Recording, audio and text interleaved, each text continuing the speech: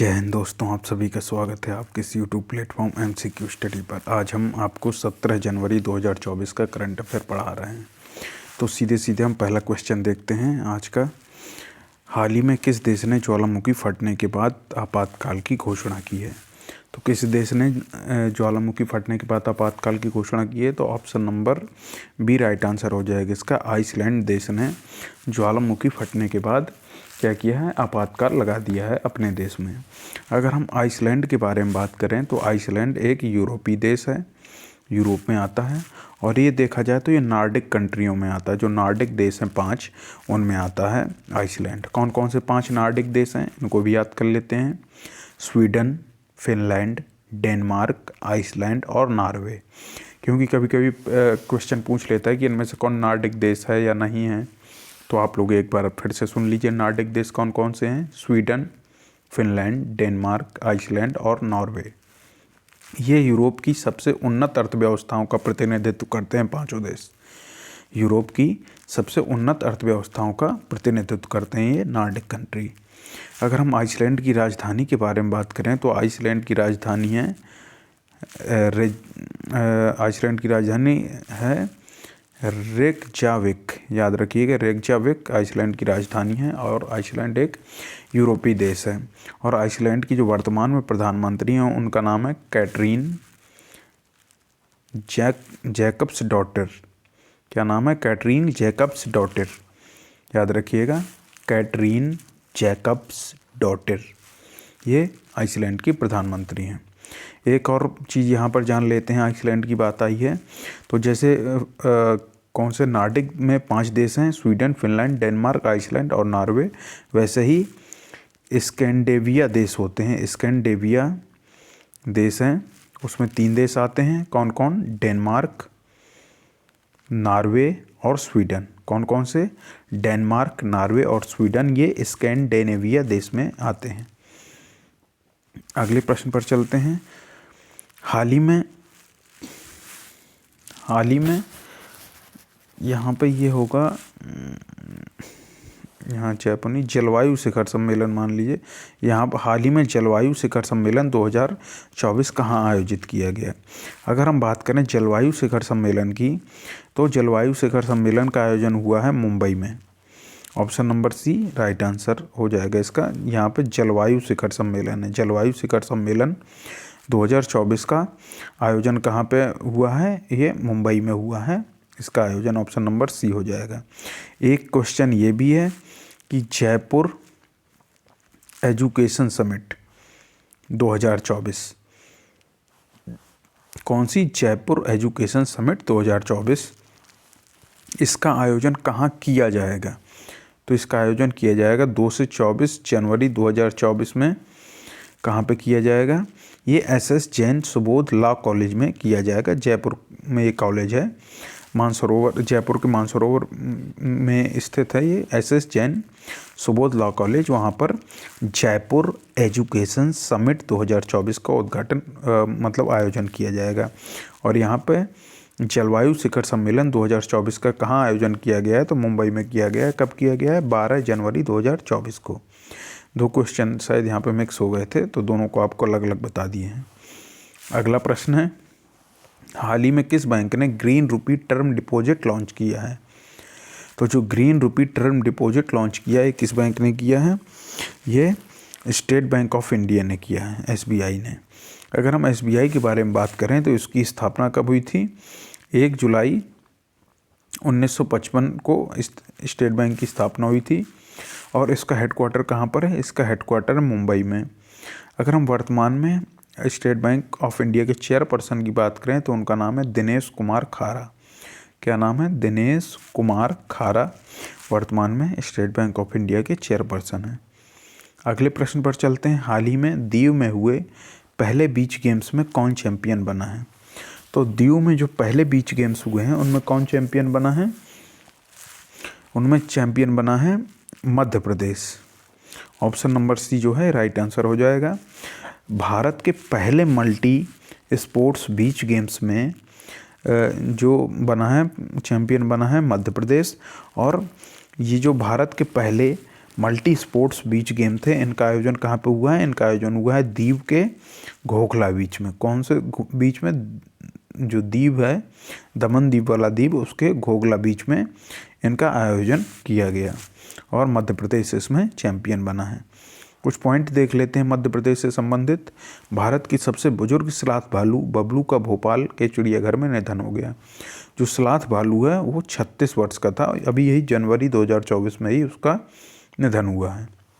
मध्य प्रदेश में देश की पहली स्वस्थ और स्वच्छ फूड स्ट्रीट प्रसादम का उद्घाटन किया गया। ये उज्जैन के महाकाल मंदिर के परिसर में किया गया इसका उद्घाटन, और ये देश की पहली स्वस्थ और स्वच्छ फूड स्ट्रीट प्रसादम का उद्घाटन किया गया है, इसे याद रखिएगा। इसके अलावा मध्य प्रदेश की कैबिनेट ने रानी दुर्गावती अन्न प्रोत्साहन योजना को भी मंजूरी दी है। मध्य प्रदेश सरकार द्वारा सभी जिलों में पीएम कॉलेज ऑफ एक्सीलेंस स्थापित करने के बारे में बात की गई है। इसके अलावा भारत की सबसे बड़ी पंप भंडारण परियोजना की आधारशिला नीमच मध्य प्रदेश में रखी गई है। अगर हम वर्तमान में बात करें मध्य प्रदेश की, तो मध्य प्रदेश के मुख्यमंत्री कौन है? मध्य प्रदेश के मुख्यमंत्री अभी नवनिर्वाचित बने हैं मोहन यादव।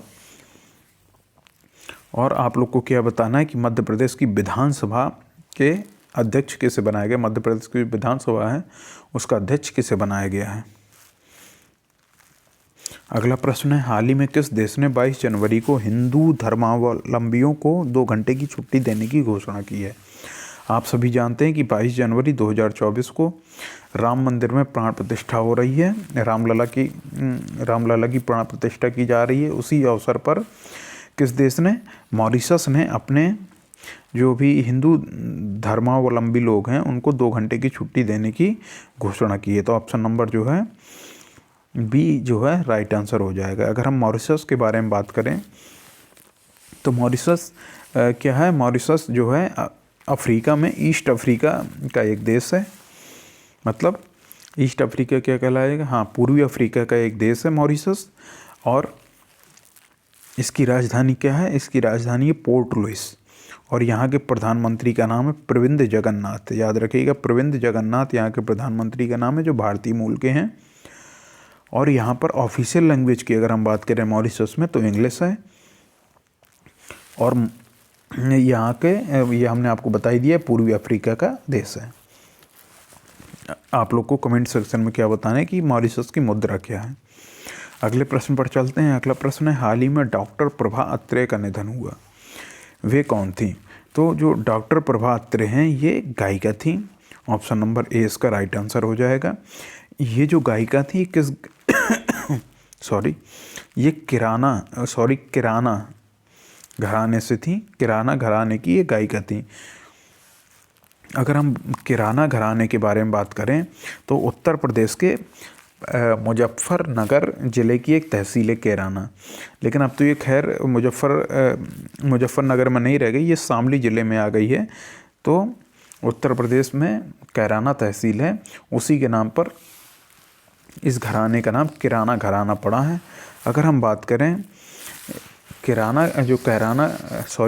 घराना है, इसमें कौन कौन से गायक हो चुके हैं? तो इसमें प्रमुख गायक आपने नाम सुना होगा पंडित भीमसेन जोशी का, वो इसी घराने से थे।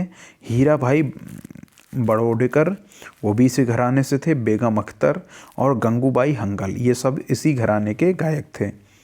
अगर हम बात करें डॉक्टर प्रभा अत्रेय का निधन कहाँ पे हुआ है? पुणे में हुआ है। और इन्हें तीनों पद्म पुरस्कार मिल चुके थे। कौन कौन से तीनों पद्म पुरस्कार? पद्मश्री, पद्म भूषण और पद्म विभूषण, ये तीनों मिल चुके थे। एक पॉइंट और याद रखिएगा कि जो किराना घराना है इसकी स्थापना किसने की थी? तो इसकी स्थापना की थी उस्ताद अब्दुल करीम खान ने। किसने की थी? उस्ताद अब्दुल करीम खान ने की थी। याद रखिएगा ये भी, और इनको भी याद रखिएगा कि डॉक्टर प्रभा अत्रेय, पंडित भीमसेन जोशी, हीरा भाई बड़ौडेकर, बेगम अख्तर और गंगूबाई हंगल ये सब किराना घराने से संबंधित हैं। अगले प्रश्न पर चलते हैं। अगला प्रश्न है, हाल ही में विलियम लाई किस देश के नए राष्ट्रपति बने हैं? अगर हम बात करें विलियम लाई की तो विलियम लाई बने हैं ताइवान के नए राष्ट्रपति बने हैं। अगर बात किया जाए विलियम लाई, तो ये चीन के विरोधी नेता माने जाते हैं, कि मतलब चीन का हमेशा विरोध करते रहते हैं, मतलब चीन के विरोधी हैं कुल मिलाकर विलियम लाई, और ये ताइवान के नए राष्ट्रपति बने हैं। अगर हम ताइवान के बारे में बात करें तो इसकी राजधानी क्या है? ताइपे इसकी राजधानी है, और यहाँ की मुद्रा है वो है ताइवान डॉलर। याद रखिएगा, ताइवान डॉलर यहाँ की मुद्रा है, राजधानी है ताइपे। और अब हाल ही में जो राष्ट्रपति बने हैं उनका नाम है विलियम लाई। अगले प्रश्न पर चलने से पहले कुछ पॉइंट देख लेते हैं। चाड के नए प्रधानमंत्री सक्सेस मसरा को चुना गया है। चाड के नए प्रधानमंत्री के रूप में सक्सेस मसरा को चुना गया है। अगर हम चाड के बारे में बात करें तो चाड की राजधानी है एनजामेना। याद रखिएगा, एनजामेना चाड की राजधानी है, एनजामेना। इसके अलावा कांगो लोकतांत्रिक गणराज्य के नए राष्ट्रपति के रूप में किसे चुना गया है? फेलिक्स त्सिसेकेदी। यह है, माँ नहीं है यहाँ पे, सा है, त्सिसेकेदी। फेलिक्स त्सिसेकेदी को चुना गया है। अगर हम कांगो के बारे में, जो फेलिक्स त्सिसेकेदी हैं, तो ये कांगो लोकतांत्रिक गणराज्य के नए राष्ट्रपति बने हैं। इसके अलावा मिस्र के राष्ट्रपति अब्दुल फतेह अल सीसी ने 89.6% वोट के साथ तीसरा कार्यकाल जीता है। इसे भी याद रखिएगा। तो मतलब मिस्र के नए राष्ट्रपति बने हैं। नए राष्ट्रपति क्या बने? ये लगातार पहले से भी राष्ट्रपति थे, तो अब अब्दुल फतेह अल सीसी ही राष्ट्रपति हैं। एंड्री राजोएलिना को मेडागास्कर का फिर से राष्ट्रपति चुना गया है। तो जो एंड्री राजोएलिना है, ये मेडागास्कर के पुनः राष्ट्रपति चुने गए हैं, पुनः राष्ट्रपति बने हैं। अगर हम बात करें मेडागास्कर की राजधानी, तो एंटानानारिवो। क्या है मेडागास्कर की राजधानी? एंटानानारिवो जो है ये मेडागास्कर की राजधानी है। और मेडागास्कर कहाँ पर है? मेडागास्कर अफ्रीका में स्थित एक देश है। इसके अलावा न्यूजीलैंड के प्रधानमंत्री के रूप में क्रिस्टोफर लक्सन ने शपथ ली है। तो याद रखिएगा, न्यूजीलैंड के जो नए प्रधानमंत्री बने वो हैं क्रिस्टोफर लक्सन। न्यूजीलैंड की राजधानी क्या है? वेलिंगटन है। और न्यूजीलैंड ओशिनिया जो महाद्वीप है उसका एक अंग है। अगला पॉइंट देख लेते हैं। जोसेफ बोकाई ने लाइबेरिया के राष्ट्रपति का चुनाव जीता है। किसने जीता है? जोसेफ बोकाई ने लाइबेरिया के राष्ट्रपति का चुनाव जीता है। अगर हम लाइबेरिया के बारे में बात करें तो ये भी अफ्रीका महाद्वीप से संबंधित है, और इसकी राजधानी है मोनरोविया। क्या है इसकी राजधानी? मोनरोविया इसकी राजधानी है। अगले प्रश्न पर चलते हैं। अगला प्रश्न है हाल ही में नव मतदाता पंजीकरण पोर्टल का शुभारंभ कहाँ किया गया है? नव मतदाता पंजीकरण पोर्टल का जो शुभारंभ किया गया है, कहाँ पे किया गया है? ये भारत की राजधानी नई दिल्ली में ही किया गया है। अगर हम बात करें दिल्ली के बारे में, तो दिल्ली के वर्तमान में मुख्यमंत्री कौन है? अरविंद केजरीवाल हैं, जो आम आदमी पार्टी से बिलोंग करते हैं। इसके अलावा दिल्ली आप जानते हैं कि एक केंद्र शासित प्रदेश के रूप में है भारत में। तो यहाँ पे उपराज्यपाल हैं, उपराज्यपाल का नाम है वी.के. सक्सेना, यानी विनय कुमार सक्सेना। तो ऑप्शन नंबर 20 का राइट आंसर हो जाएगा। अगले प्रश्न पर चलते हैं। हाल ही में दिल्ली का पहला अंतर्राष्ट्रीय पतंग उत्सव कहाँ शुरू हुआ है? मतलब कहाँ मनाया गया दिल्ली का पहला पतंग उत्सव? तो ये मनाया गया है बांसेरा पार्क में। बांसेरा पार्क में मनाया गया है दिल्ली में। ये दिल्ली का पहला अंतर्राष्ट्रीय पतंग उत्सव, ये 2 दिवसीय पतंग उत्सव था। अगले प्रश्न पर चलते हैं। हाल ही में राष्ट्रीय फार्मास्यूटिकल शिक्षा और अनुसंधान संस्थान का उद्घाटन कहाँ किया गया है? अगर हम बात करें राष्ट्रीय फार्मास्यूटिकल शिक्षा और अनुसंधान संस्थान के उद्घाटन की, तो ये कहाँ पे किया गया है? ये किया गया है गुवाहाटी में। गुवाहाटी क्या है? असम का सबसे बड़ा शहर है गुवाहाटी, और असम की राजधानी क्या है? दिसपुर है। और गुवाहाटी में ही असम का हाई कोर्ट जो है, असम हाई कोर्ट स्थित है। अगर हम असम के बारे में बात करें तो असम के मुख्यमंत्री हेमंत बिस्वा शर्मा और राज्यपाल हैं वर्तमान में गुलाब चंद कटारिया। अगले प्रश्न पर चलते हैं। अगला प्रश्न है, हाल ही में टाटा कंज्यूमर ने 5100 करोड़ रुपए में कैपिटल फूड्स में कितने प्रतिशत हिस्सेदारी खरीदी है? तो जो टाटा ग्रुप है या टाटा कंज्यूमर क्या है, टाटा ग्रुप के अंतर्गत आता है। तो टाटा कंज्यूमर ने कैपिटल फूड्स में 100% मतलब 100% हिस्सेदारी पूरी खरीद ली है। अगर हम बात करें टाटा सन्स के चेयरमैन की, तो वर्तमान में कौन है? एन चंद्रशेखरन जो हैं वर्तमान में टाटा सन्स के चेयरमैन हैं। अगले प्रश्न पर चलते हैं। हाल ही में भारत यूएसए संयुक्त व्यापार नीति फोरम की 14वीं मंत्री स्तरीय बैठक कहाँ हुई है? तो जो भारत यूएसए संयुक्त व्यापार नीति फोरम की 14वीं मंत्री स्तरीय बैठक हुई है, कहाँ पर हुई है? ये हुई है भारत की राजधानी नई दिल्ली में। भारत की ओर से भारत के वाणिज्य एवं उद्योग मंत्री पीयूष गोयल इसमें शामिल हुए थे, और इसके अलावा अमेरिकी की जो व्यापार प्रतिनिधि आई थी उनका नाम था कैथरीन ताई। ये दोनों इस बैठक में शामिल हुए थे। तो ये कौन से नंबर की बैठक थी? 14वें नंबर की थी भारत यूएसए संयुक्त व्यापार नीति फोरम की बैठक। अगले प्रश्न पर चलते हैं। अगला प्रश्न पर देख लेते हैं, पहले कुछ पॉइंट देख लेते हैं। अगले प्रश्न पर चलने से पहले स्टार्टअप फंडिंग वैश्विक रैंकिंग में अमेरिका शीर्ष पर रहा है। स्टार्टअप में जो फंडिंग होती है वैश्विक रैंकिंग में 2023 में, अभी दिसंबर 2023 में ही ये रिपोर्ट आई है, इसमें अमेरिका शीर्ष पर रहा है। फिनटेक यूनिकॉर्न के मामले में यूएसए शीर्ष पर रहा है। दूसरे नंबर पर कौन रहा है? दूसरे नंबर पर चाइना रहा है। कुछ पॉइंट और देख लेते हैं। भारत के बाहर डॉक्टर भीमराव अंबेडकर की सबसे बड़ी प्रतिमा का अनावरण कहाँ पे किया गया? मैरीलैंड अमेरिका में किया गया है। मैरीलैंड अमेरिका में डॉक्टर भीमराव अंबेडकर की सबसे बड़ी प्रतिमा का अनावरण भारत से बाहर मैरीलैंड अमेरिका में किया गया। मतलब भारत से बाहर ही सबसे बड़ी प्रतिमा है जिसका अनावरण मैरीलैंड अमेरिका में किया गया है। और अमेरिका के एक राज्य जॉर्जिया ने अक्टूबर को हिंदू विरासत माह घोषित किया है।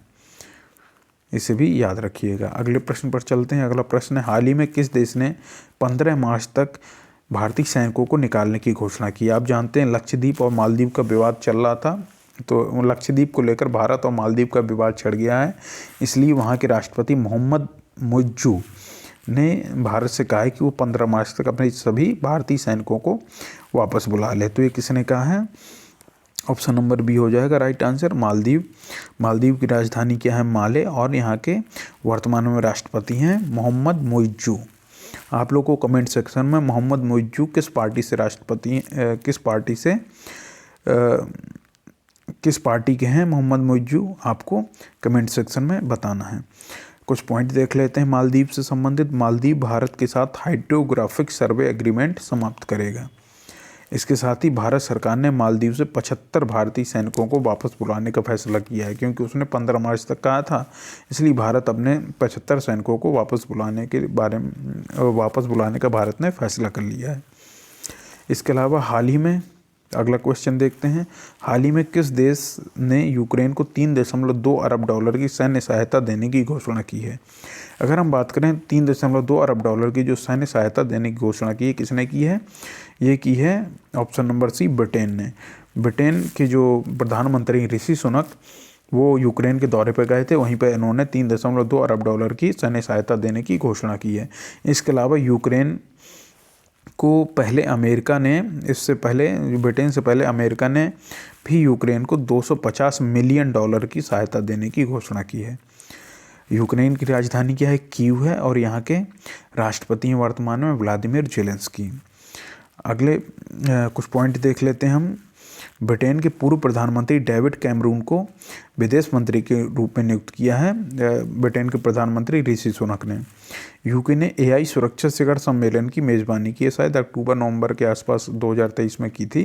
तो एआई सुरक्षा शिखर सम्मेलन की मेज़बानी की, शायद ये पहला एआई सुरक्षा शिखर सम्मेलन था जिसकी मेज़बानी यूके ने की है। इसके अलावा ब्रिटेन दुनिया का सबसे शक्तिशाली लेजर बना रहा है जिसका नाम क्या है? वल्कन 2020। इसको बनाने की परियोजना पर काम कर रहा है। अगले प्रश्न पर चलते हैं। अगला